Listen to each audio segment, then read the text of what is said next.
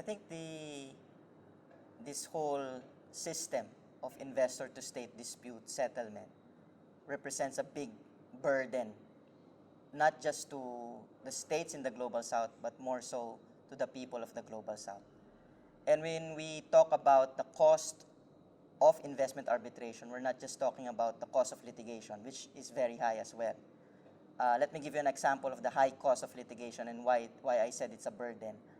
The German company Fraport sued the Philippine government over the construction of a new airport terminal.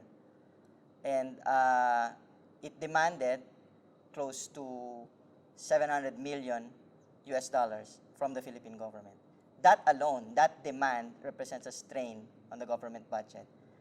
But that original case was ruled in favor of the Philippines because of some questions of jurisdiction and the fact that the contract was canceled because it violated a national law.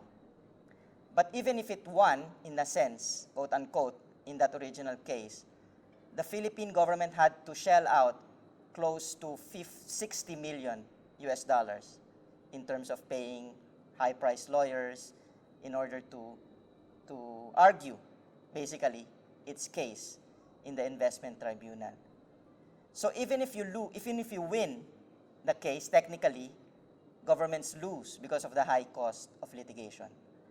But other than that, there's also a deeper environmental, economic, social cost that is a burden not just to governments but to the people because of the effect of investment arbitration on the power of governments to come up with policies that are imbued with public interest.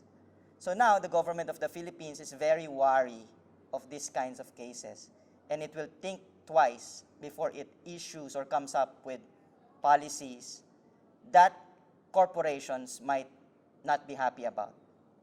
So when we talk of the high cost of litigation, we're not just talking of the amount of money that is required to argue your case.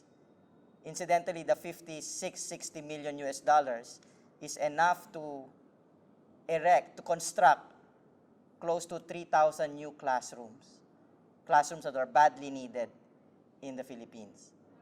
So you, on the one hand, you make the corporations happy, you make the lawyers that argue these cases happy at the expense of people's interests.